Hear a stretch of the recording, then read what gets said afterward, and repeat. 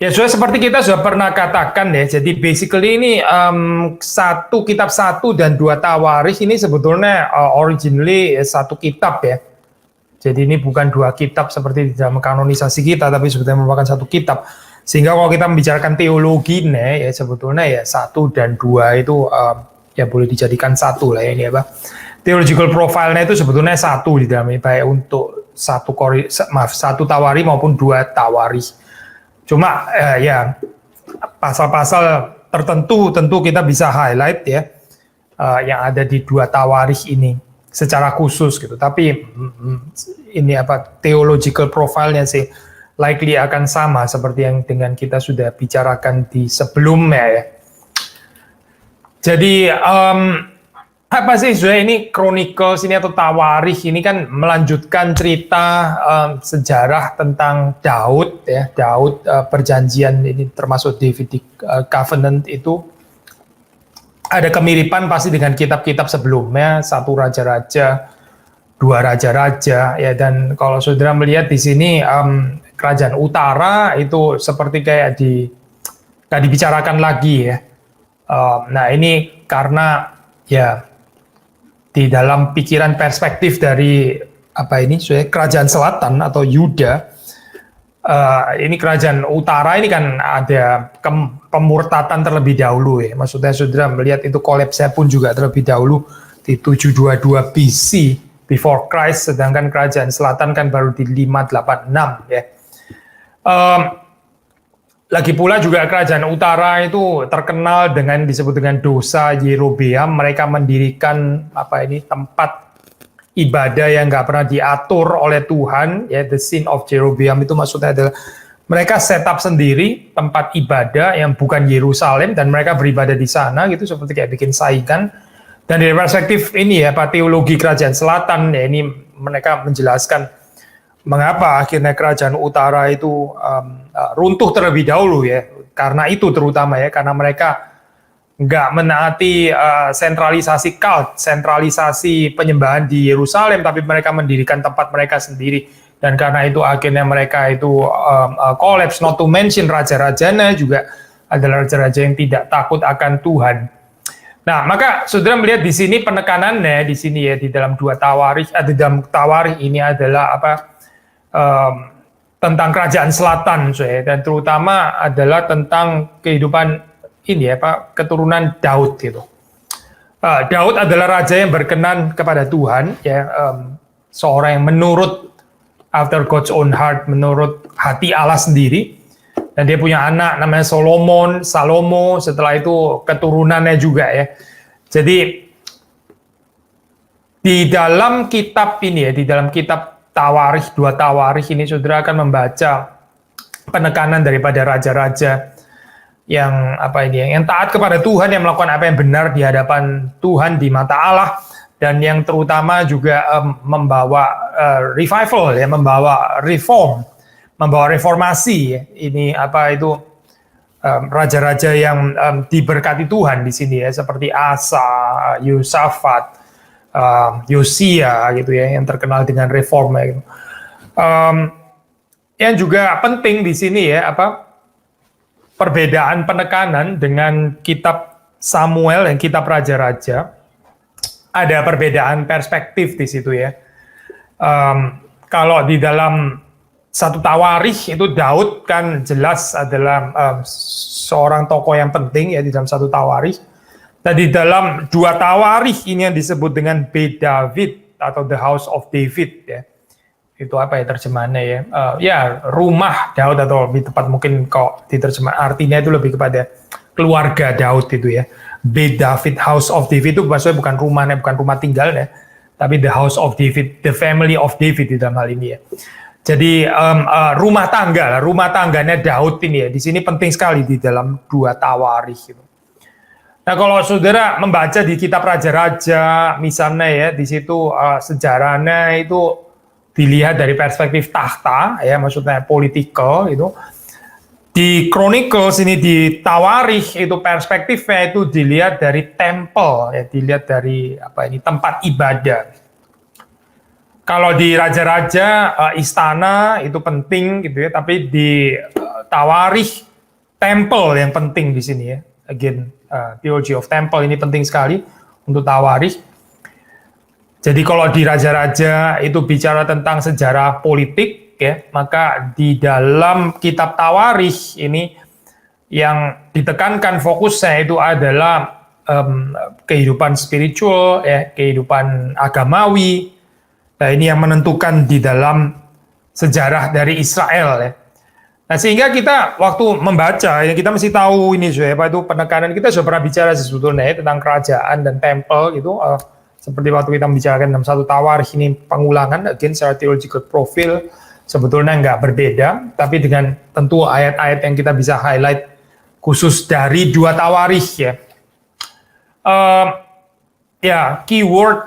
Keyword yang penting tentu saja di sini selain apa itu tadi ya, House of David, keluarga Daud, tentu juga adalah imam-imam itu penting sekali ya, karena kaitannya itu dengan temple di sini ya. Ayat-ayat yang penting kita bisa baca misalnya dari ini ya, ini apa pasal 7 ya, kita coba lihat pasal 7. Saya membaca pasal 7 ayat yang 2 Tawarikh, pasal 7 ayat 14 ya, saya membaca ayat 14. Nah, ini kalau sudah membaca di atas di situ ini ya, Pak, itu tentang penabisan rumah Tuhan ya. Lalu terus kemudian mulai ayat 4 tentang korban pentabisan perayaan, saya baca 7 ayat 14 ya. Itu Tuhan menampakkan diri kepada Salomo untuk kedua kalinya. Kalau LAI memberikan judul seperti itu.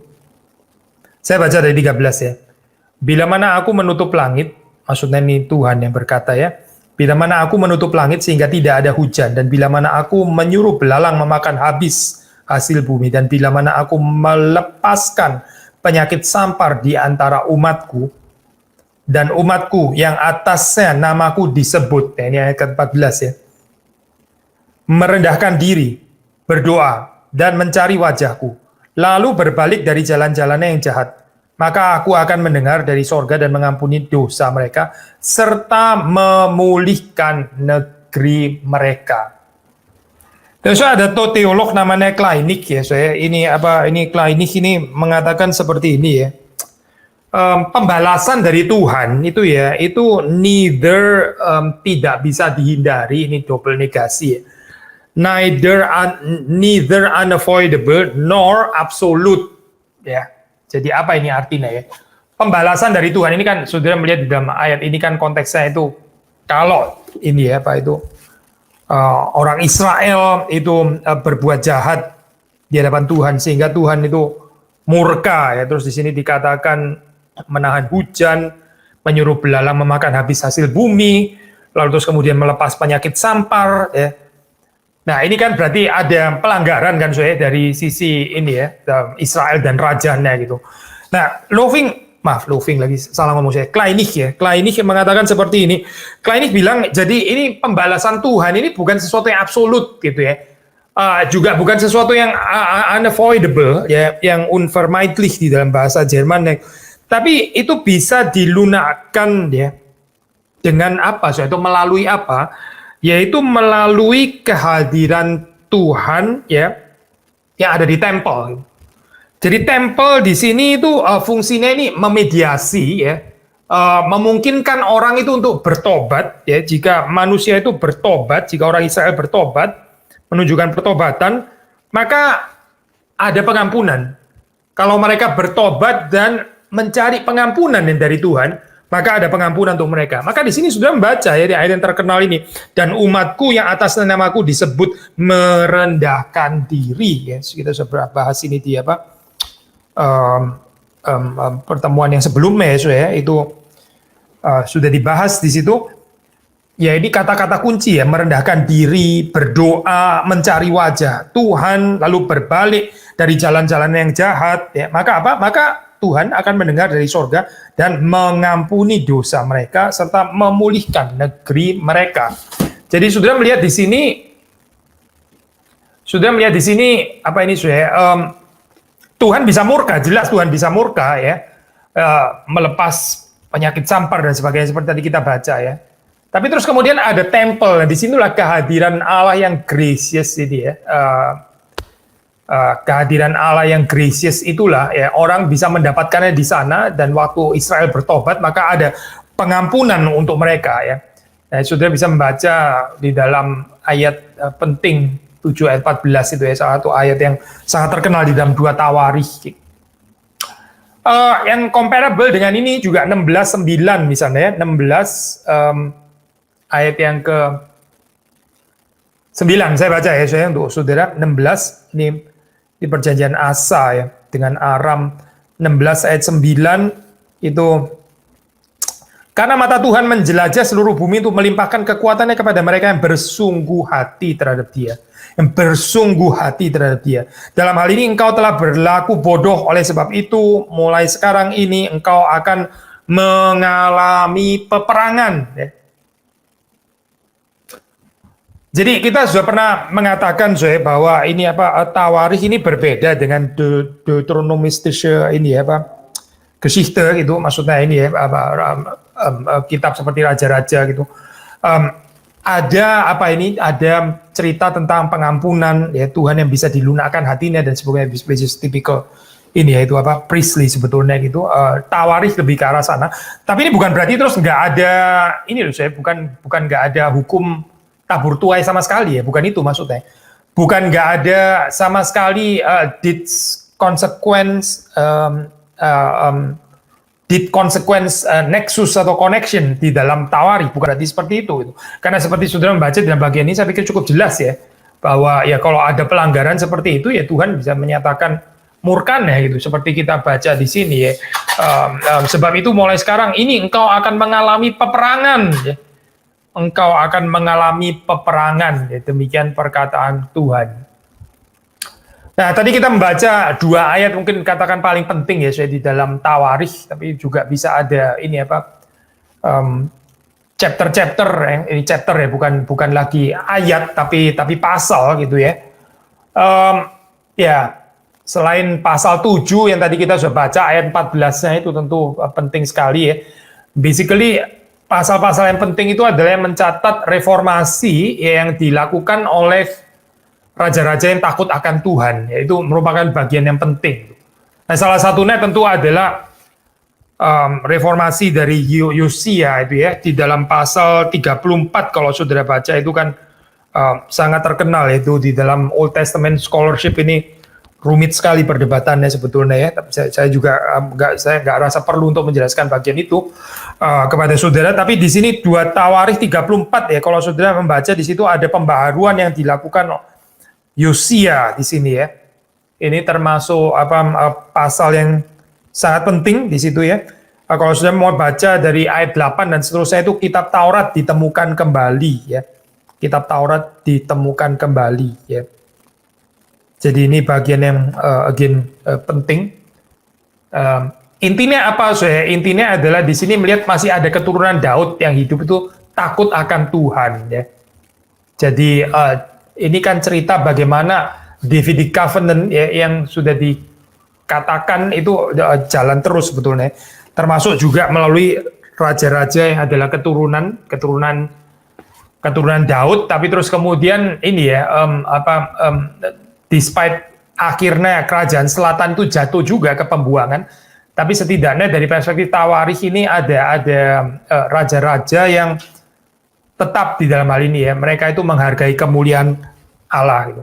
So bagian ini adalah bagian yang penting ya dari perspektif kitab Tawarikh. Tadi kita mengatakan Davidic Covenant, berarti di dalam Tawarikh ini kita juga bisa expect ada konsep covenant gitu. Misalnya pemahaman ya ini kronistik maksudnya chronicle gitu.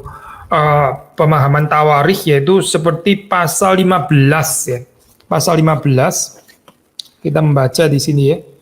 Maksudnya di sini mediasinya itu adalah raja-raja ini ya, mediasinya gitu. 2 Tawarikh pasal 15 ya. Saya membaca ayat 11 sampai 15 ya.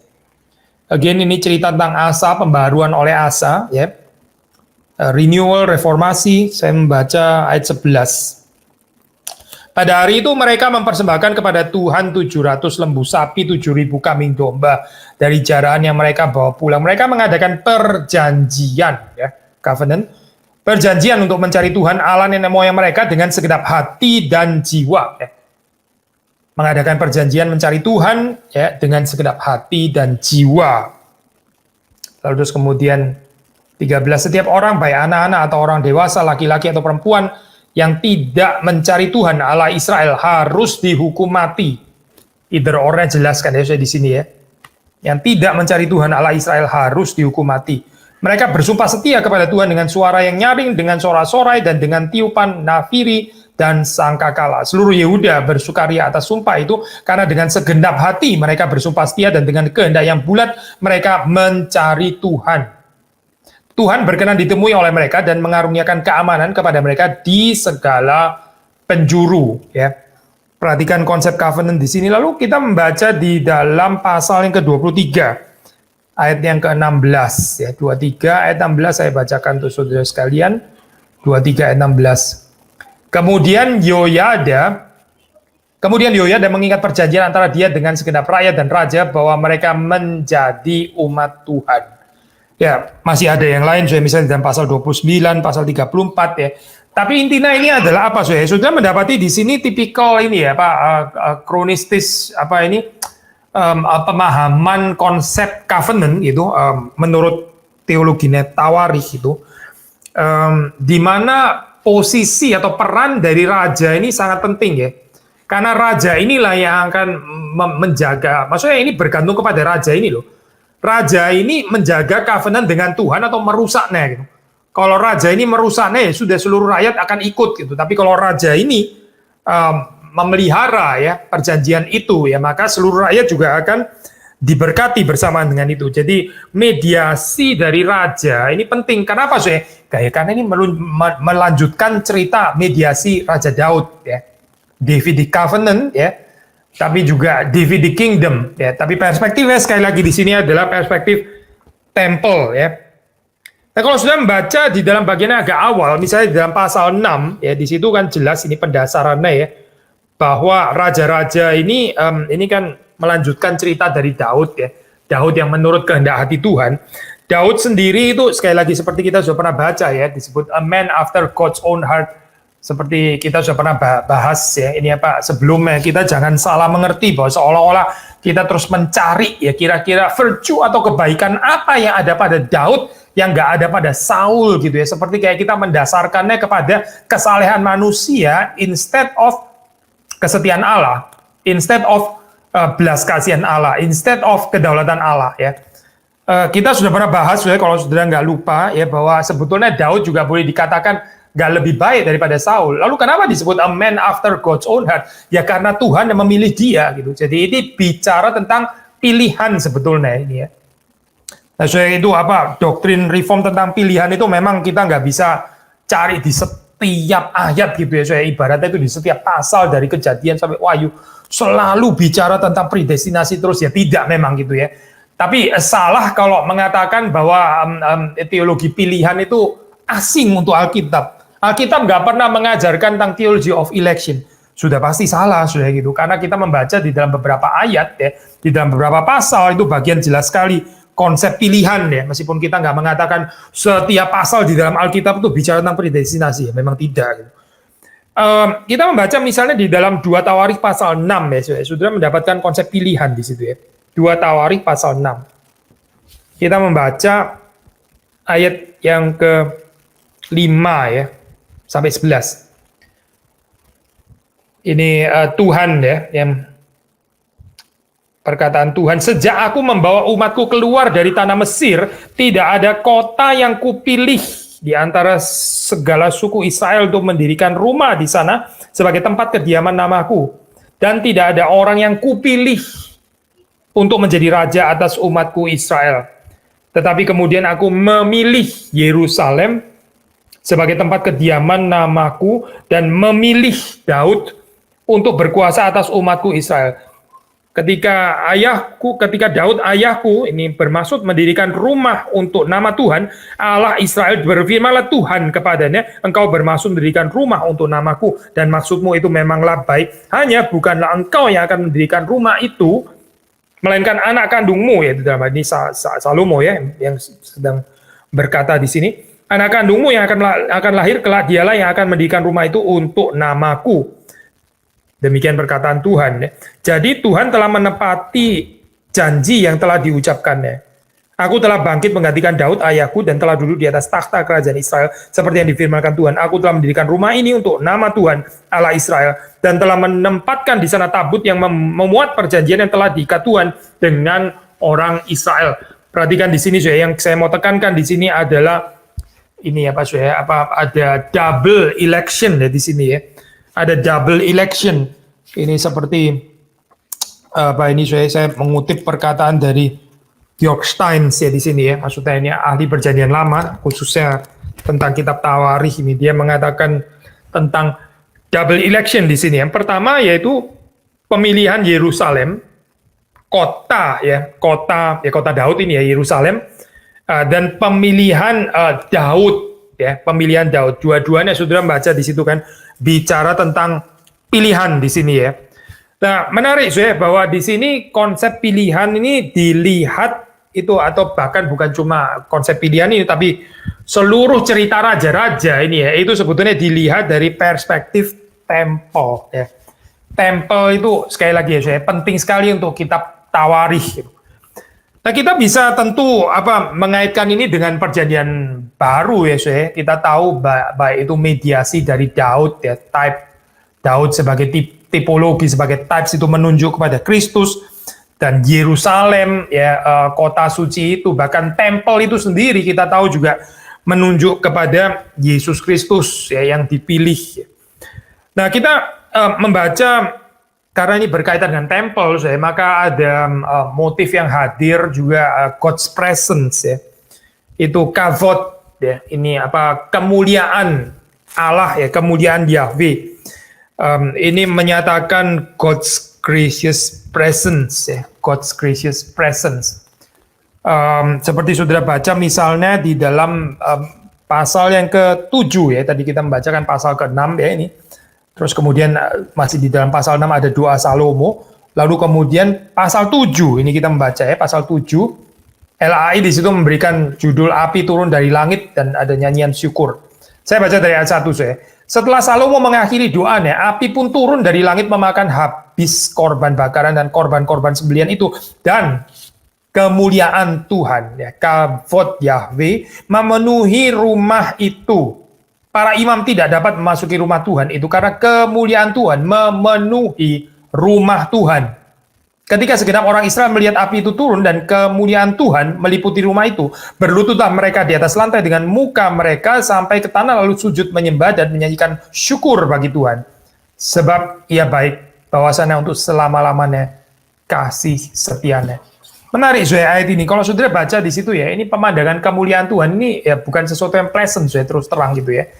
Ini adalah sesuatu yang membuat takut dan gentar kalau saudara membaca. Di situ dicatat para imam yaitu tidak dapat memasuki rumah Tuhan. Tidak dapat memasuki rumah Tuhan karena kemuliaan Tuhan memenuhi rumah Tuhan. Ini bukan sembarangan orang loh, ini para imam yang memang ditugaskan untuk itu. Ini bukan orang berdosa yang seharusnya nggak ada di sana. Bukan, ini adalah para imam yang memang seharusnya ada di sana.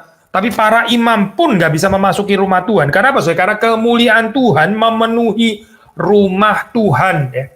Tapi yang menarik kalau sudah baca di dalam bagian akhir di sini, waktu mereka sujud menyembah di situ ya, sebelumnya itu dikatakan bahwa mereka berlutut ya, dengan muka mereka sampai ke tanah. Jadi ini gambarannya itu sangat transendental di sini ya.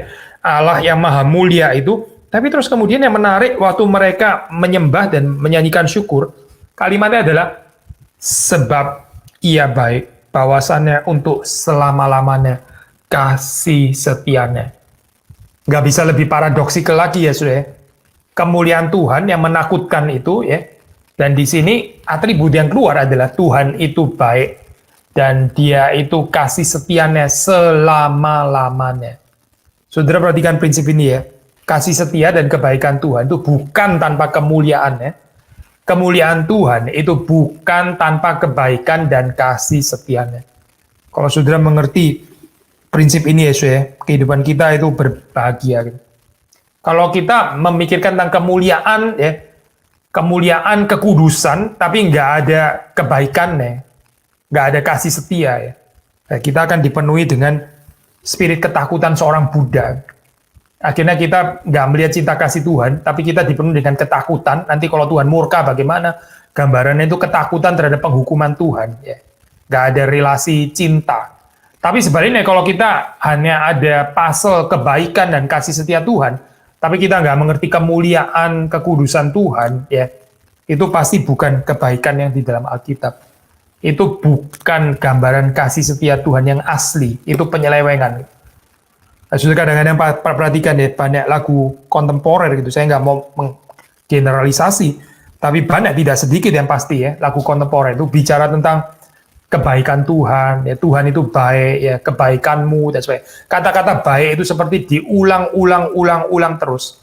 Tapi kalau saudara perhatikan ya, seringkali nggak connected dengan the idea of God's holiness. Nggak connected, nggak berkait dengan kemuliaan Tuhan yang menakutkan itu ya. Saudara, kita bisa mengatakan di sini itu pasti, pasti bukan konsep kebaikan yang dari Alkitab. Itu adalah proyeksinya manusia sendiri. Bahaya sekali ya, teologi seperti itu. Sekali lagi ya, kalau kita hanya bicara tentang kebaikan Tuhan, tapi kebaikan itu nggak connected dengan kemuliaannya. Kebaikan Tuhan itu nggak berkait dengan kekudusannya. Itu bukan konsep kebaikan Tuhan yang di dalam Alkitab. Itu proyeksi manusia sendiri. Konsep intimasi dengan Tuhan yang diciptakan sendiri, padahal itu Tuhan yang lain, Tuhan yang palsu, yang bukan yang di dalam Alkitab. Bahaya sekali loh teologi seperti itu.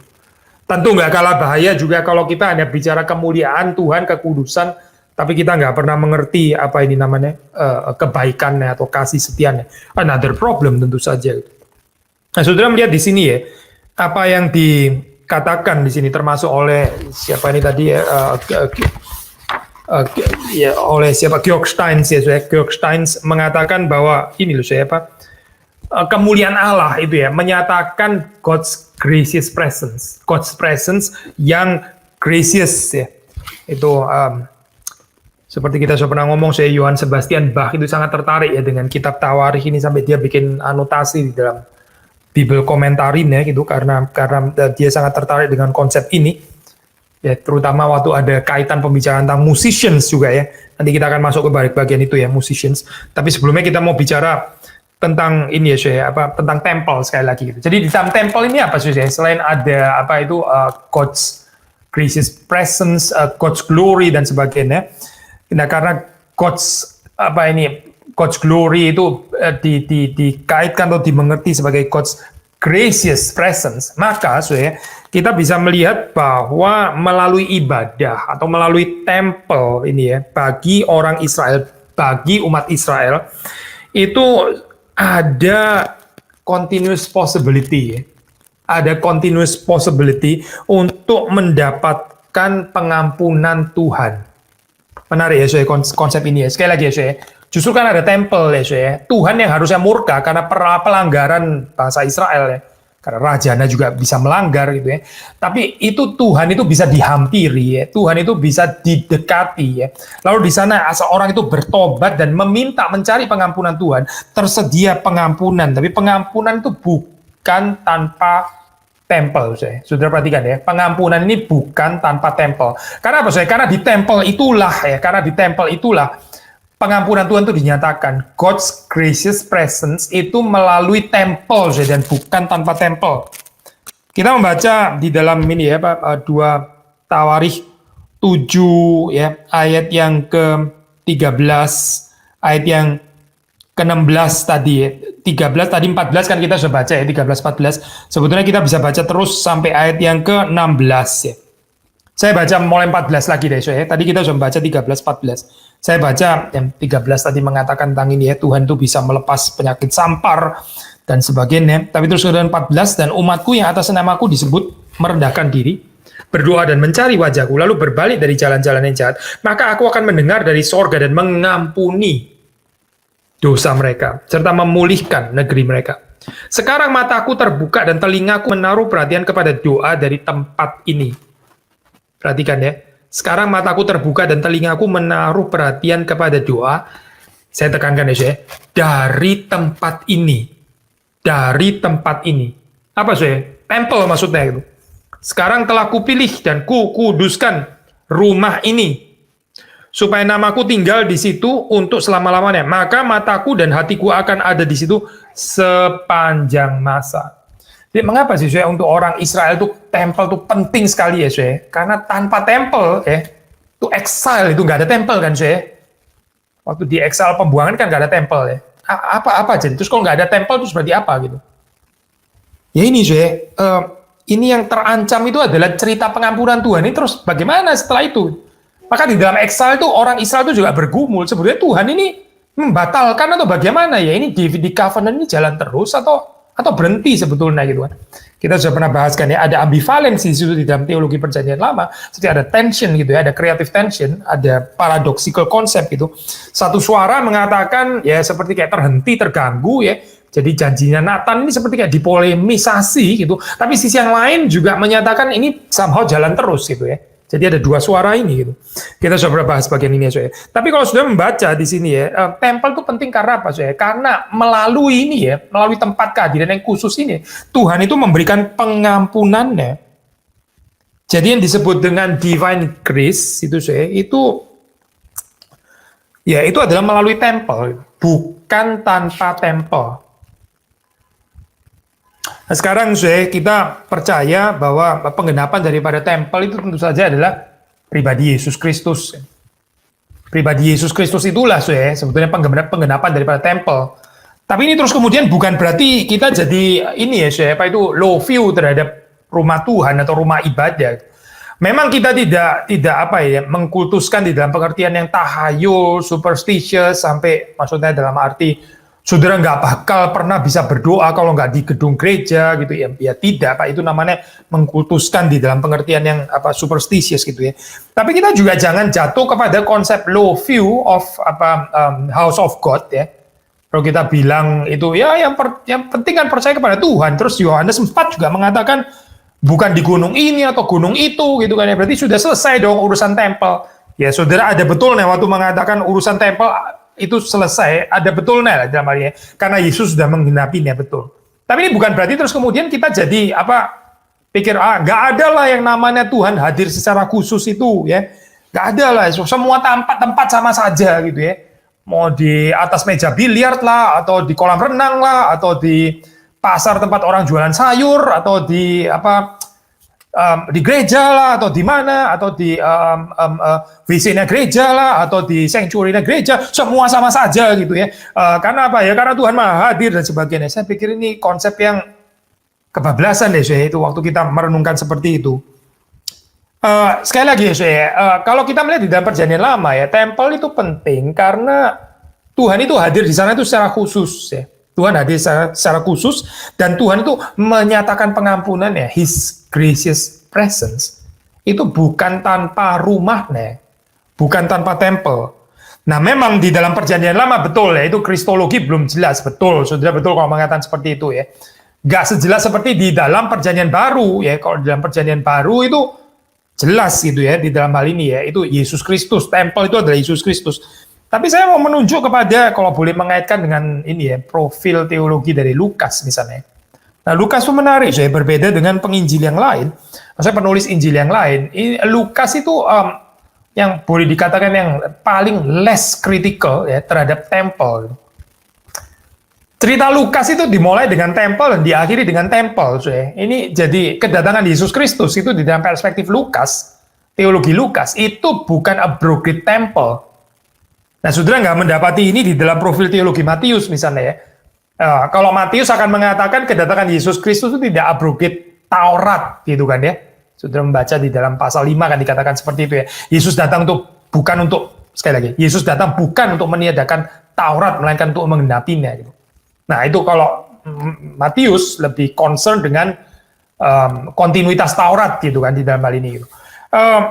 Lukas lebih tertarik untuk menekankan kontinuitas tempel di dalam hal ini ya. Tempel itu bukan dilihat sebagai sesuatu yang corrupted. Ya memang sih di dalam zaman Yesus corrupted, kita tahu ya tempelnya Herodes itu kan memang so corrupted gitu.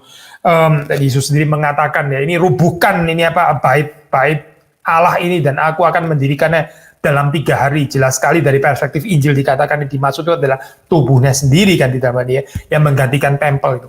Tapi setidaknya ada profil teologi Lukas itu ya yang waktu membicarakan tentang tempel kita bisa mengatakan nggak sekritikal dibanding ya Injil yang lain gitu misalnya. So dari sini kita melihat ada kekayaan ini kekayaan biblical theology waktu saudara merenungkan ya waktu saudara membaca di situ. Again satu sisi itu memang digenapi di dalam Yesus Kristus ya. Tapi kita juga nggak salah kalau kita mengatakan Yesus Kristus itu kehadirannya khusus ya. Waktu saudara dan saya itu beribadah di rumah Tuhan yang sudah dikonsekrate untuk itu. Ini dorongan ya untuk kita ya bersyukur kita sudah bisa mulai fisik lagi, saudara hadir kembali dan menikmati ini menikmati kehadiran Tuhan secara khusus ya. Saya sendiri miss termasuk juga sekarang sedang berada di Singapura ya karena situasi COVID ini ya. Gereja yang tadinya itu sebetulnya kita bisa datang ya. Pada hari-hari biasa kita bisa bersaat teduh di sana, bisa merenungkan firman Tuhan secara pribadi, itu berdoa dan sebagainya. Tapi sekarang jadi birokratis sekali ya, rumit sekali ya, mesti mendaftar ini dan itu dan sebagainya. Akhirnya jadi kayak tertutup gitu ya. Ini rumah Tuhan itu tertutup gitu. Ya bersyukur kalau saudara di Jakarta sudah bisa ini ya, bisa hadir, bisa datang, lalu bisa menikmati kehadiran Tuhan secara khusus. So again ini ada cerita raja-raja itu betul sekali lagi di dalam Tawari, tapi dilihat dari perspektifnya itu adalah perspektif kultik ya, perspektif kehidupan beribadah, perspektif tempel karena Tawari itu penting sekali ya, tempel itu penting sekali di dalam Tawari.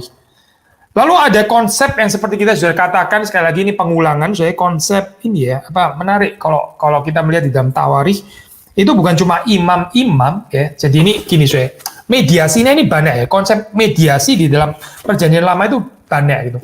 Tempel tadi kita sudah bilang kan ya, tempel. Jadi tempelnya adalah mediasi antara umat dan Yahweh gitu. Tempel ya. Lalu kemudian raja-raja ya yang melanjutkan cerita Raja Daud. Raja Daud itu mediasi kan. Nah, raja-raja yang takut akan Tuhan ini juga mediasi gitu. Yang melakukan reformasi ya, seperti Yosia, seperti Asa gitu. Itu adalah mediasi ya, Lalu imam-imam ini juga adalah mediasi gitu, mediasi Yahweh dan Israel. Nah, yang menarik, yang sangat khusus ya, di dalam Tawarikh ini adalah musicians. Ya, pemain musicians saja, kita jangan bilang pemain dan terkirain cuma instrumentalis gitu. Memang ada instrumen yang dimainkan betul, tapi mereka juga menyanyi yang pasti gitu ya. Jadi istilahnya ya, penyanyi-penyanyi dan pemusik gitu lah ya. Ini juga memainkan peran mediasi ya, sudah kalau masih ingat di GRI Kelapa Gading kita sudah pernah bahas ini ya tentang seri liturgi. Lalu kita bahas tentang musik di situ ya, termasuk salah satu perenungannya kita mengambil dari kitab Tawarikh. Tapi kita coba baca ini ya, Tawarikh misalnya di dalam ini kan 2 Tawarikh ya, 2 Tawarikh pasal 29 29. Kita membaca 25 sampai 30 ya, 25 sampai 30. Saya membaca ayat 25 sampai dengan yang ke-30. Ia menempatkan orang-orang Lewi di rumah Tuhan dengan ceracap. Orang Lewi dengan ceracap, gambus, dan kecapi sesuai dengan perintah Daud dan Gad, pelihat raja, dan Nabi Nathan. Nabi Nathan berarti ini legitimize ya, ini sesuatu yang dilegitimasi karena ya ini pengaturan dari Daud, Gad, Nabi Nathan ya. Karena dari Tuhanlah perintah itu dengan perantaraan nabi-nabinya ya. Maka berdiri orang-orang Lewi dengan alat-alat musik Daud. Demikian pula para imam dengan nafiri. Ya, menarik ya di sini. Lalu Hizkia memerintahkan untuk mempersembahkan korban bakaran di atas mezbah. Nah, ini sekarang rajanya ini Hizkia gitu ya. Menunjukkan reformasi ini, pada saat persembahan korban bakaran mulailah pula dinyanyikan nyanyian bagi Tuhan dan dibunyikan nafiri dengan iringan alat-alat musik Daud Raja Israel. Seluruh jemaat sujud menyembah sementara nyanyian dinyanyikan dan nafiri dibunyikan. Semuanya itu berlangsung sampai korban bakaran habis terbakar. 2 ayat lagi, sehabis korban bakaran dipersembahkan, raja dan semua orang yang hadir bersama-sama dia berlutut dan sujud menyembah. Lalu Raja Hizkia dan para pemimpin memerintahkan orang-orang Lewi menyanyikan puji-pujian untuk Tuhan dengan kata-kata Daud dan Asaf pelihat itu. Maka mereka menyanyikan puji-pujian dengan sukaria lalu berlutut dan sujud menyembah. Interesting ya, saya sudah melihat di sini itu apa musik ini ya makanya itu nggak salah lihat sih saya kalau dia tertarik sekali dengan tawarikh is just correct saya. Memang ini sangat khusus ya ini ya, membicarakan tentang musik lalu terus highly teologis seperti ini ya. Sudah melihat di sini perhaps ini ya nggak ada di dalam bagian lain saya. Musicians itu dilihat di dalam ini ya fungsi mediasi ya. Jadi ini seperti raja, seperti imam-imam ya, seperti orang Lewi, temple, dan di sini musicians ya. Musicians ini bahkan diatur oleh Tuhan sendiri ya. Ini bukan urusan hobi loh, saya bukan itu. Saya suka musik, apakah ada lowongan pelayanan di gereja? Bukan itu loh, saya bukan. Tapi ini pengaturan yang dari Tuhan sendiri ya. Pengaturan dari Tuhan. Musicians ini di sini menempati posisi mediasi. Sama seperti temple, sama seperti raja, ya seperti imam, ya. Dan di sini ya bicara tentang musicians. Kaitannya apa sih, Saudara? Kaitannya kalau sudah baca di dalam bagian ini ya tentu saja ini kaitannya dengan cultic life itu di dalam cultic life, tapi juga ada kata kunci, Saudara, kalau di sini. Saudara baca tadi di situ ya. Ada korban, ada korban. Jadi pujian, nyanyian syukur itu sangat bisa dikaitkan dengan korban. Nah kalau kita bicara korban ya ini berarti liturgical ya, ini berarti cultic gitu kan ya. Korban ya di sini saudara membaca di sini korban bakaran di dalam ayat yang ke-28 di situ kan ya. Itu justru waktu jemaat itu seluruhnya sujud menyembah sementara nyanyian dinyanyikan, nafiri dibunyikan, semuanya itu berlangsung sampai korban bakaran habis terbakar. Korban bakaran itu habis terbakar bukan tanpa nyanyian yang dinyanyikan dan nafiri yang dibunyikan. Nah kita kalau bicara tentang musik bisa panjang sekali tapi di dalam perspektif tawarikh itu sudah perhatikan di sini ya ada kaitan antara musician dengan korban bakaran itu yang kita baca di dalam ayat inilah at least ya gitu. Needless to say kaitan musik dan liturgi juga banyak sekali seperti saudara bisa membacanya di dalam sepanjang sejarah gereja ya. Kenapa musik gitu kan ya? Liturgi bisa jalan tanpa hal-hal yang lain ya, tanpa seni-seni yang lain. Liturgi bisa jalan tanpa lukisan misalnya, bisa gitu. Liturgi bisa jalan tanpa patung-patung, pahatan-pahatan bisa gitu ya. Tapi liturgi yang nggak ada musik itu sulit dibayangkan di dalam hal ini ya. Mengapa ya karena memang ada kaitan tidak terpisahkan di sini ya. Lagi pula ini pendasarannya itu pendasaran teologis ya. Bukan sekali lagi ya, bukan cuma sekedar pendasaran filosofis kayak kenapa lah musik. Oh ya musik itu yang paling dekat dengan gitu misalnya dengan waktu lah atau apa ya atau musik itu adalah seni yang paling immaterial gitu ya. Hegel misalnya gitu ya. Pendasarannya bukan pendasaran filosofis itu bukan itu. Tapi ini pendasaran di dalam konteks teologi tawarikh itu adalah konsep mediasi sebetulnya ya. Konsep mediasi. Jadi sudah sekali lagi ya kalau ini ya kita mengerti hal ini ya. Waktu saudara menyanyi ya itu saudara dilibatkan semuanya itu. Ini persoalannya kan begini kita ini terlahir ya di gereja Protestan itu misalnya buat kita rather taken for granted ya iyalah jemaat semuanya menyanyi gitu ya. Saudara nggak pernah pikir bahwa di dalam perjanjian lama ini yang boleh menyanyi itu cuma kaum Lewi ini gitu. Ini bukan semua Israel loh menyanyi gitu tapi kaum Lewi ini gitu di dalam konteks cultic maksudnya ya. Setelah Yesus Kristus datang ya ini kita bisa bicara nih istilah ini nggak ada ya Kalau Luther kan pakai istilah ini ya, allgemeine apa ini namanya saya, common priesthood of all believers gitu kan ya. Common priesthood of all believers. Sekarang kita ngomong common common musicianhood atau apa ya? Common musicianship of all believers kan. Sudah nggak pernah dengar kalimat kayak gini ya. Tapi boleh juga saya mengatakan kalimat itu secara konsep, at least ya, itu sama sebenarnya.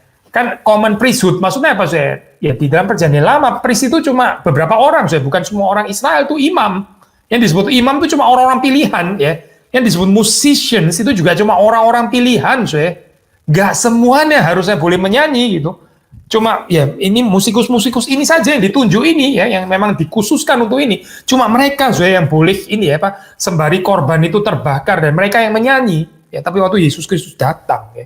Yesus Kristus datang untuk membuka kemungkinan bagi saudara dan saya ya, kita semua boleh memuji Tuhan. Jadi di sini saudara perhatikan ya, ini konsep apa itu ya, common priesthood ya, yang dikaitkan dengan terbukanya kemungkinan bagi semua orang percaya untuk memuji Tuhan. Ini prinsip yang besar loh sebetulnya gitu. Ya, orang bisa lebih menghargai kalau tadinya eksklusif hanya segelintir orang, terus sekarang semua boleh begitu kan ya. Tapi kalau kita nggak mengerti ini ya, tadinya itu eksklusif hanya beberapa orang, kita pikir dari dulu dari sonona juga memang sudah boleh menyanyi semua orang begitu ya, kita jadi bisa kurang menghargai di dalam hal ini. Sekali lagi ya saya, itu kalau kita membaca ini di dalam Tawarikh ada konsep mediasi yang justru juga melalui penyanyi-penyanyi dan para pemusik itu gitu. So ini bagian yang kita juga bisa gali ya. Apa kaitannya misalnya kalau kita kaitkan dengan Kristus ya, ini sudah bisa mengaitkan kristologi dan pujian ya, dan musik itu artinya apa? Ini sesuatu yang sebetulnya masih bisa digali ya di dalam kaitan dengan profil teologi luaran. Ya mungkin satu poin lagi saya di dalam kaitan dengan ini ya, penafsiran Torah ya, seperti saudara melihat di dalam Tawarikh ini kan ada kaitan kesinambungan ya, misalnya di dalam pesta-pesta yang dirayakan itu mereka melihat sebagai satu remembrance, sebagai satu ingatan ya akan Torah yang pernah diberikan di Gunung Sinai. Kita membaca beberapa ayat ya, mungkin ini ayat yang terakhir yang kita akan baca. 2 Tawarikh 14 ayat yang ke-5 ya. Ini kalau sudah baca ini tentang Asa gitu. Kan dicatat dalam ayat 2-nya, ini tipikal ya. Asa melakukan apa yang baik dan benar di mata Tuhan Allahnya. Lalu dia melakukan reformasi ini ya, menjauhkan mezbah asing, bukit-bukit pengorbanan, ya, tugu-tugu berhala, tiang-tiang berhala. Lalu terus kemudian kita membaca ayat keempat, ia memberitakan orang Yehuda supaya mereka mencari Tuhan, Allah nenek moyang mereka dan mematuhi hukum dan perintah. Lalu ayat 5, ia menjauhkan bukit-bukit pengorbanan dan pedupaan dari segala kota di Yehuda, dan kerajaan pun aman di bawah pemerintahannya. Sekali lagi ya, saudara melihat di sini kaitan takut akan Tuhan, ya, kembali kepada Torah, reformasi yang berkaitan dengan keamanan yang ada di dalam kerajaan di bawah pemerintahan raja yang takut akan Tuhan atau yang melakukan apa yang baik dan benar di mata Tuhan itu. Pasal 15 ya, pasal 15 masih bicara tentang Asa dan pembaruan. Tadi kita juga sudah melihat bagian ini ya, saya membaca ayat 10 ya. Mereka berkumpul di Yerusalem pada bulan ketiga tahun ke-15 dari pemerintahan Asa. Pada hari itu mereka mempersembahkan kepada Tuhan 700 lembu sapi, 7.000 kambing domba dari jarahan yang mereka bawa pulang. Mereka mengadakan perjanjian untuk mencari Tuhan, Allah nenek moyang mereka dengan segenap hati dan jiwa. Jadi sudah melihat di sini catatan-catatan di situ ya, waktu orang Israel itu mengadakan pesta di bawah pemerintahan raja yang melakukan apa yang baik dan benar di mata Tuhan. Di situ sebetulnya ada kaitan dengan ini ya, kontinuitas dengan pemberian Torah yang tercatat di dalam Exodus Keluaran pasal 19 di sana ya, yang ada di Gunung Sinai. Jadi di sini saudara melihat ada tradisi Sinai itu ya, kesinambungannya itu jelas di dalam kitab Tawarikh. Tadi kita mengatakan juga termasuk konsep covenant ya. Covenant kan juga berasal dari Exodus, yaitu diangkat lagi di sini ya. Torah, covenant ya. Itu semua konsep yang penting. Bahkan kita juga bisa mengatakan temple itu pun ya. Temple itu bisa ditarik terus sampai kepada Keluaran gitu. Seperti saudara tahu ya, ini ada apa yang namanya itu tentang kemah pertemuan dan sebagainya. Itu kan sebetulnya mengantisipasi teologi temple ya. Jadi intinya saudara melihat di sini ya, karena ini priestly lah ya, ini priestly kan ya, priestly teologi gitu, dekat dengan Exodus, dengan apa ini, dengan Leviticus gitu ya, dengan kitab Imamat. Jadi ini saudara bisa melihat dengan jelas penekanan daripada teologi Tawarikh ini ya. Berbeda sekali lagi dengan gambaran daripada kitab Raja-Raja yang cenderung deuteronomistik gitu misalnya ya. Ceritanya sangat mirip, Raja-Raja, Tawarikh, seperti saudara membaca ya, seperti kayak orang kurang mengerti theological profile-nya, seperti kayak redundant gitu ya, redundant. Kenapa ya mesti diceritakan dua kali gini ya, Raja-Raja terus Tawarikh? Bukan ceritanya mirip sekali gitu, dua-duanya bicara tentang kerajaan Israel. Tapi beda satunya itu dari perspektif politikal, deuteronomistik ya, histori, deuteronomistische Geschichte, ini North ya. Tapi kalau Tawarikh ini perspektif itu perspektif priestly, ini perspektif Keltik, ini perspektif teologi temple ya.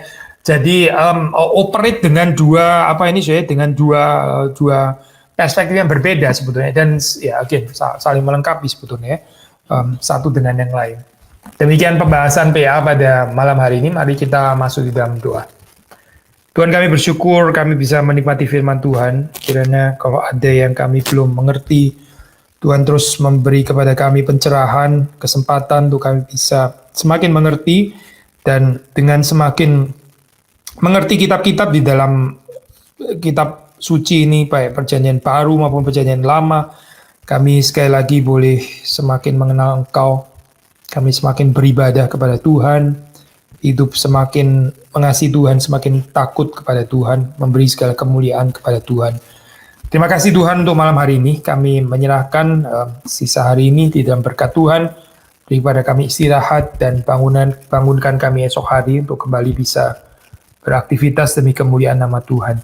Demi Yesus Kristus kami bersyukur. Amin.